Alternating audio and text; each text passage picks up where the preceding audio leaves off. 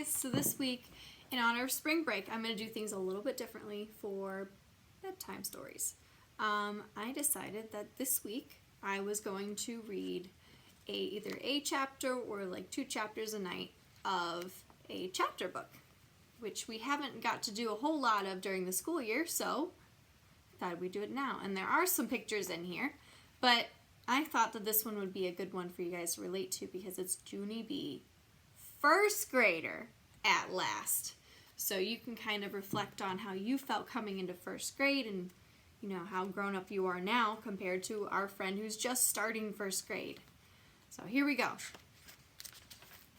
I'll read 2 chapters for the first night, but then you'll have to wait till tomorrow night to hear some more, okay? All right, here we go. Chapter 1, First Grade Surprises.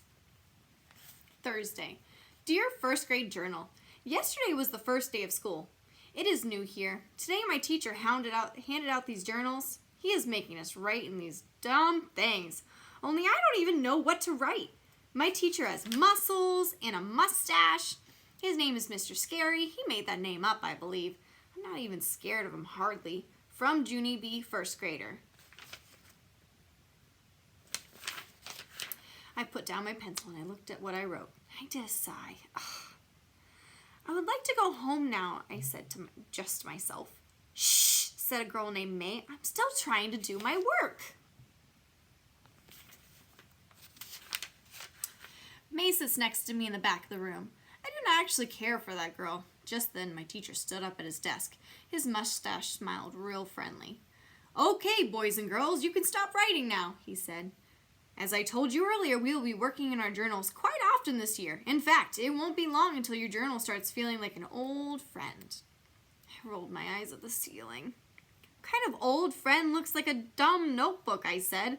Shh, said May again. You shouldn't talk while the teacher is talking, Junie Jones. I looked at her real annoyed. B, I said. My name is Junie B. I think I have mentioned that to you before, May. I leaned closer to her face. B, B, B, B, B, I said. After that, I slumped in my seat, and I put my head on my desk. I peeked at the other children who sit near me. Their names are Herb and Lenny and Jose. I do not know them from a hole in the ground. I did another sigh. First grade is not what it's cracked up to be. My room is named Room 1. I was nervous when I came here yesterday. That's how come Daddy had to carry me all the way to the room, because my legs felt like squishy jello. He put me down outside the door. Well, here we are, Junie B, he said. First grade, at last. My stomach had flutterflies in it. Also, my arms had prickly goosebumps, and my forehead had drops of sweat. I'm a wreck, I said. Daddy smiled, very nice. There's nothing to worry about, Junie B, I promise, he said. You're going to love first grade. Just think. There's a whole room full of brand new friends just waiting to meet you. He ruffled my hair. Are you ready to go in now, he asked. Are you ready to begin your first grade adventure? I looked at him a real long time. Then I quick spun around, and I zoomed down the hall as fast as I could. Daddy zoomed after me. He caught up with me speedy quick, and he carried me back to class. Only this time he carried me straight into the room. As soon as he put me down again, I hid behind his legs, because the place was a zoo, I tell ya. There were people everywhere.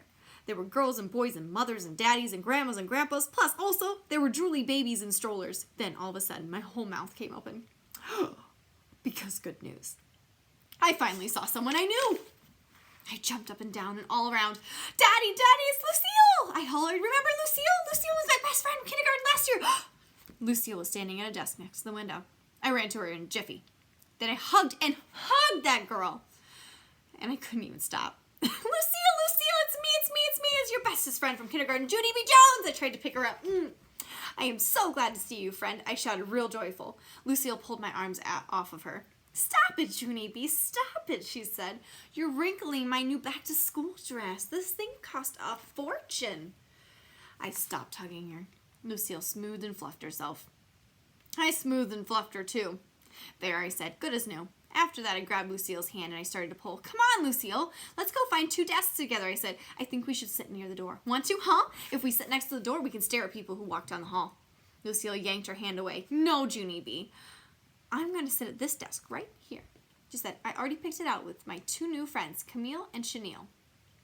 She pointed at the door. See them over there, she said. I met them before you came in. They are saying goodbye to their mother. Aren't they precious? I looked at Camille and Chenille, and guess what? My eyes popped right out of my head. Because wowie, wow, wow, those girls were twins, that's why. I sprang way high in the air. Twins, they're twins, Lucille, this is our lucky day. I pulled on her again. Come on, Lucille, let's go touch them.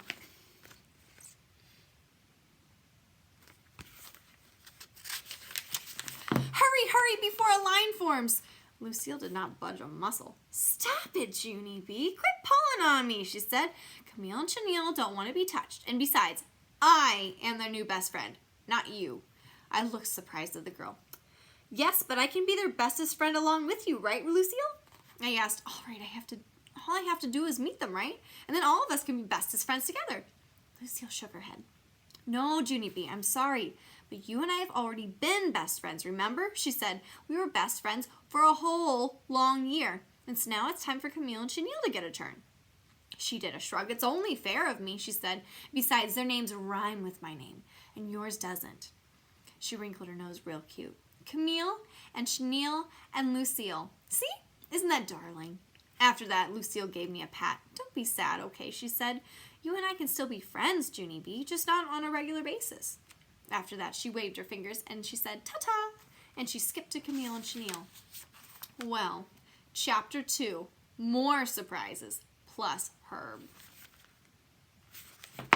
Mother and Daddy keep trying to cheer me up about first grade. Mother says sometimes life has disappointments in it. Daddy says sometimes you have to roll with the punches. I say first grade is a flop. Last year I had 2 bestest friends. First I had Lucille, plus also I had that Grace. Me and that Grace rode the school bus together every single day. Only too bad for us because this year Grace got put in a different room than me, and that was not very fair. But hooray, hooray, me and Grace still decided to ride the bus together because that's what friendship is for, I think. And so last week, both of us sat next to each other, just like we always did.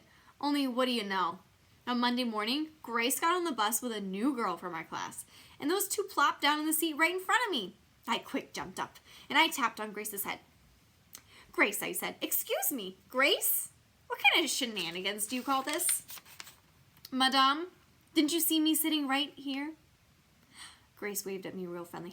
Yes, hi, Junie B, she said. I'm sorry, I can't sit with you today, but I promised Bobby Jean Piper I would sit with her this morning, okay? I stamped my foot. No, Grace, not okay. You can't sit with Bobby Jean Piper, I said. You and I have to sit together every single day. Because we sat together every day last year, and this year shall be no different. Just then Mr. Wu, the bus driver, closed the bus door. He looked in his mirror at me. Sit down, please, Junie B, he said. Bobby Jean Piper pointed and grinned. You got yelled at, she said, kind of mean. I made a scary face at the girl. Grr, I said, grr, Bobby Jean Piper. Behind me, I heard a loud laugh. I quick spun around, and guess what? It was Herb, who sits in front of me in room 1.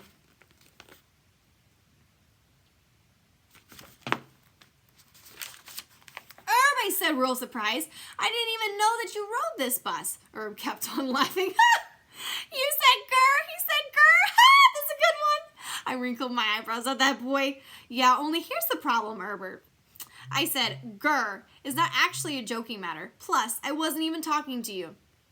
Herb quit laughing. I know you weren't talking to me, he said. No one on this bus ever talks to me. That's because last year I went to a different school. So I don't have any bus friends yet. Just then the bus stopped to the next corner.